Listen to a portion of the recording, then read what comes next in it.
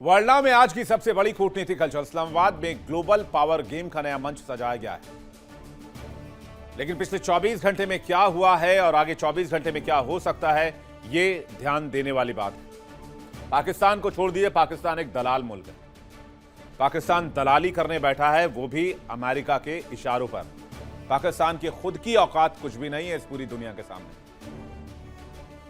लेकिन क्या दशकों पुरानी दुश्मनी जो है वो खत्म हो जाएगी इस पीस टॉक के जरिए? जगह कोई भी हो, चाहे इराक हो, सीरिया हो, ईरान हो या फिर इस्लामाबाद ही क्यों ना हो। इस सवाल का जवाब देने से पहले आप दो तस्वीरें देखिए, फुल स्क्रीन में आपको दिखाता हूं। एक तरफ पाकिस्तान के इस्लामाबाद में मीटिंग की एक्सक्लूसिव तस्वीर और दूसरी तरफ मिडिल ईस्ट में 50,000 अमेरिकी जवानों की तैनाती की ताजा तस्वीरें, जहां बहुत बड़ा अरमाडा तैनात किया जा रहा है अमेरिका की वजह से इस जंग की आगे की तैयारी के लिए। ये दोनों तस्वीरें बहुत इंपॉर्टेंट हैं। एक तरफ जहां बातचीत के लिए टेबल सजाई गई है हर बार की तरह, वहीं दूसरी तरफ तैनाती।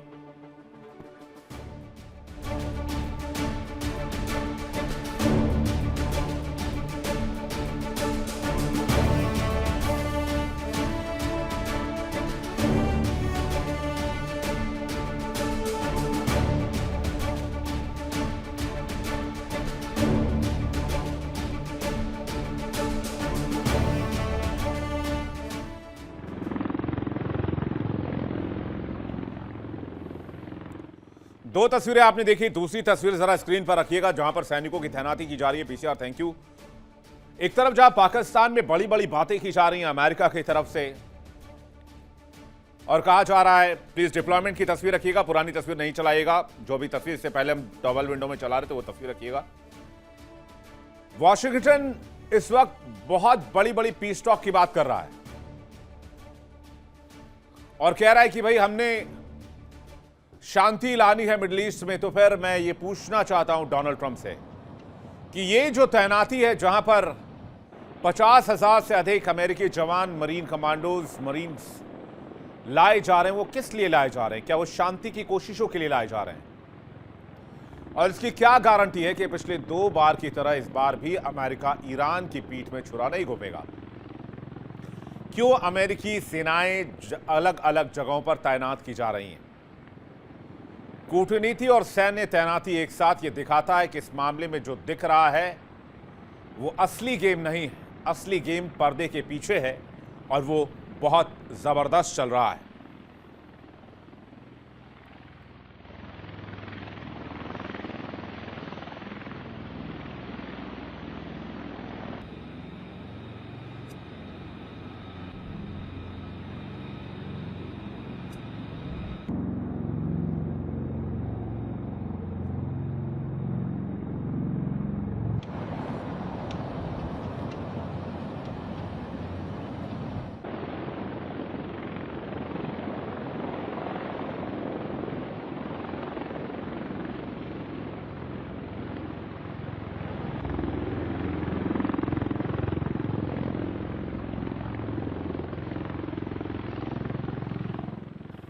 इसलिए मैं आपसे बार बार यह कहता हूं कि अमेरिका पर भरोसा नहीं करेगा ईरान।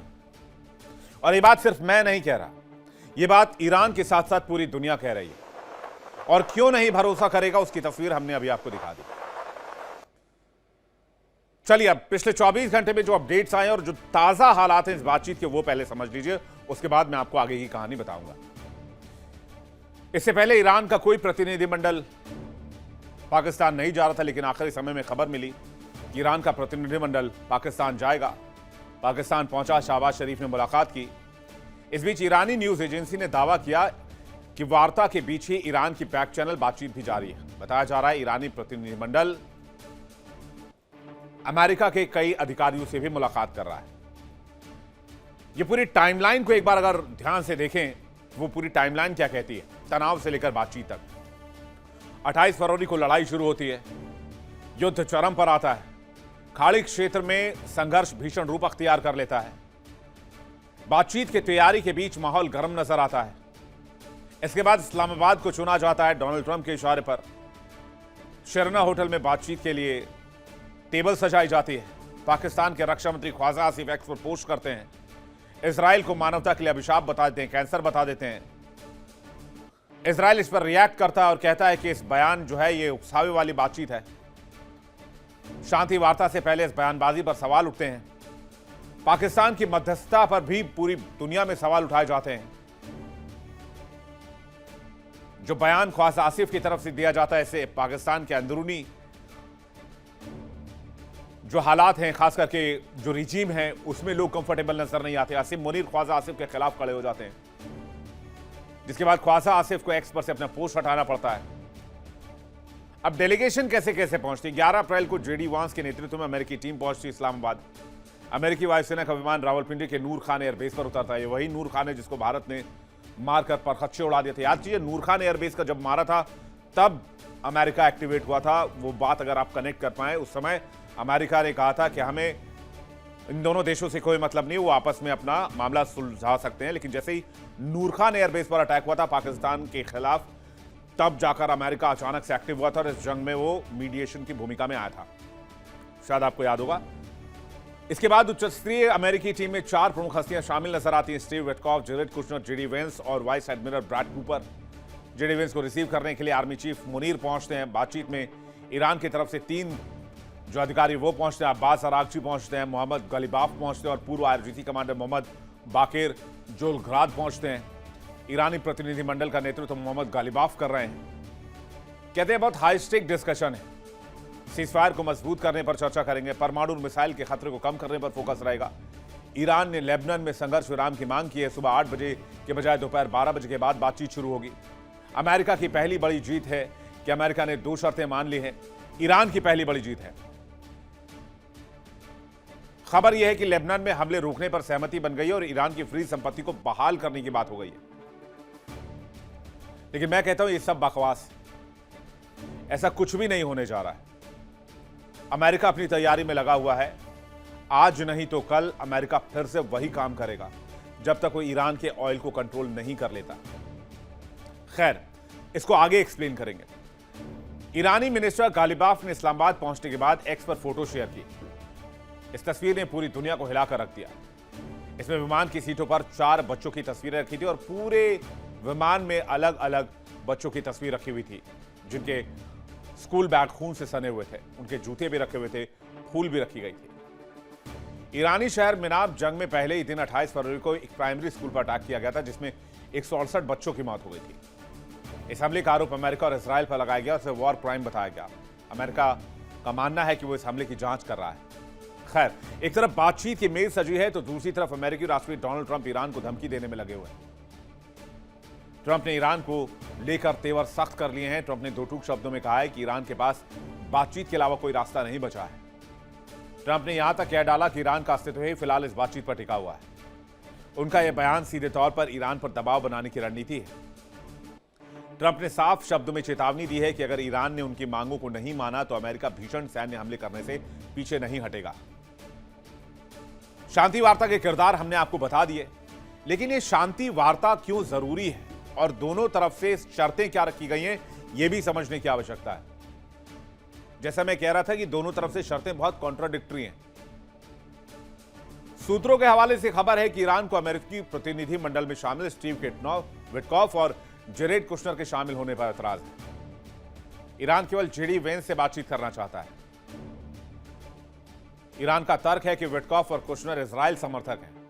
यही वजह है कि ईरान उनसे बातचीत का पक्षधर नहीं है, जबकि जेडी वेंस की छवि युद्ध विरोधी रही है। खबर है कि वेंस पहले से ही ईरान से युद्ध के खिलाफ रहे हैं।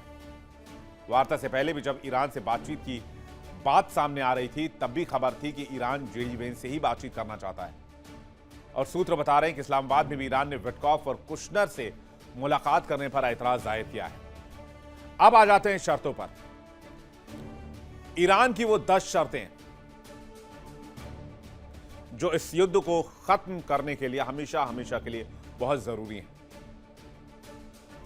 सवाल यह है क्या अमेरिका इस पर तैयार होगा, और अगर तैयार होगा तो कितनी शर्तों पर तैयार होगा। यह समझने के लिए पहले ईरान की 10 शर्तों को देखते हैं।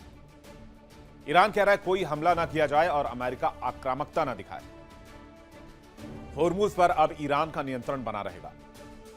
ईरान को यूरेनियम एनरिचमेंट करने का अधिकार है। ईरान पर लगे सभी सैंक्शंस हटाए अमेरिका। यूएन ईरान के खिलाफ अपने प्रस्ताव वापस ले। सभी द्वितीयक प्रतिबंधों से भी ईरान को मुक्त किया जाए। अंतर्राष्ट्रीय परमाणु ऊर्जा एजेंसी IAEA के प्रस्ताव खारिज हों। युद्ध में हुए नुकसान की भरपाई हो। अमेरिका अपने सभी सैनिक इस क्षेत्र से हटाए। लेबनान और दूसरे मोर्चों पर तुरंत हमले रोके जाएं। अमेरिका से बातचीत को लेकर ईरान ने बहुत बड़ा दावा किया है। ईरान का दावा है कि अमेरिका ने ईरान को कुछ शर्तों पर रजामंदी दे दी है। दावा किया जा रहा है कि अमेरिका ने लेबनान में सीजफायर की बात मान ली है।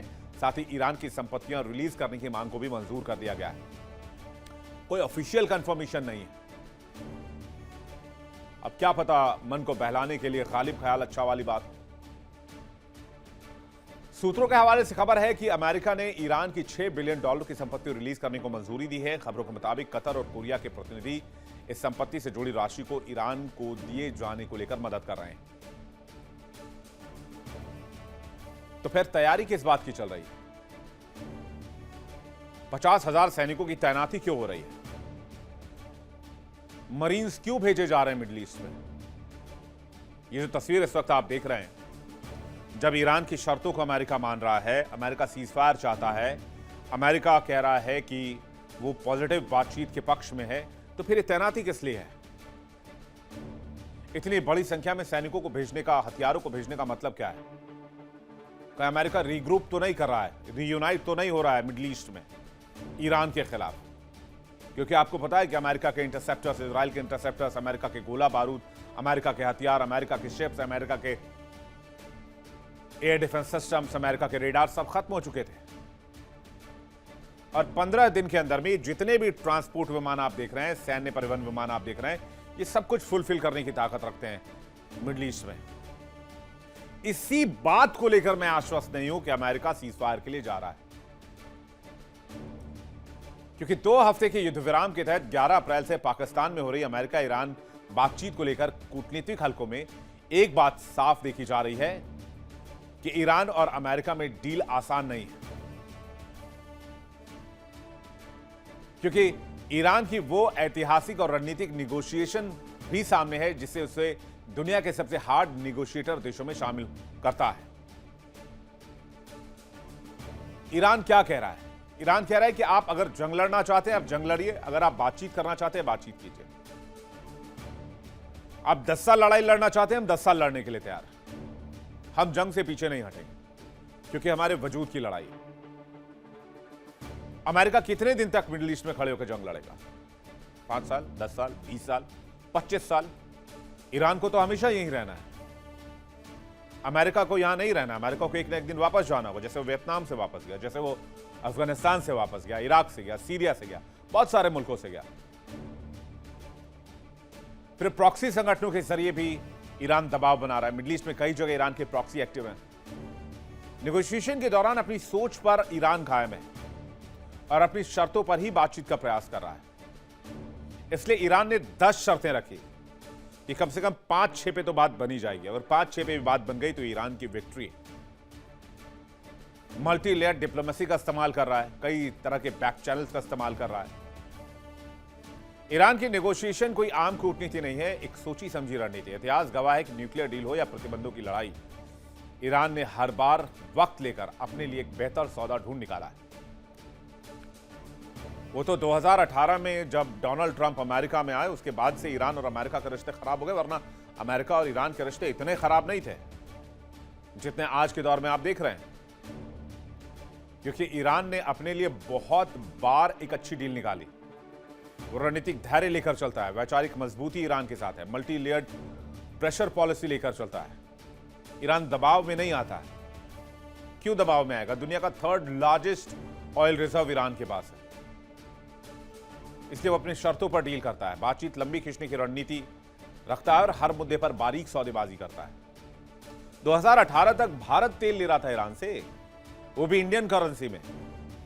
चाइना के साथ ईरान ने बार्टर सिस्टम अप्लाई किया। चाइना को कहा कि हम आपको ऑयल देने के लिए तैयार हैं, आप हमारे यहां इंफ्रास्ट्रक्चर डेवलप कीजिए, ब्रिजेस बनाइए, स्कूल्स बनाइए, हाईवेज बनाइए, एयरपोर्ट्स बनाइए, और चाइना मान गया, और चाइना ने बहुत जबरदस्त तरीके से ईरान को डेवलप किया पिछले कुछ सालों में। तो ईरान को पता उसे सर्वाइव कैसे करना है। ईरान यूं ही को बहुत पुरानी सभ्यता नहीं बन जाता है, और अमेरिका चाह रहा है कि इसे बार बार बातचीत की टेबल पर लाएं, लेकिन जैसे ही ईरान बातचीत की टेबल पर आता है, अमेरिका पीछे से अटैक करता है।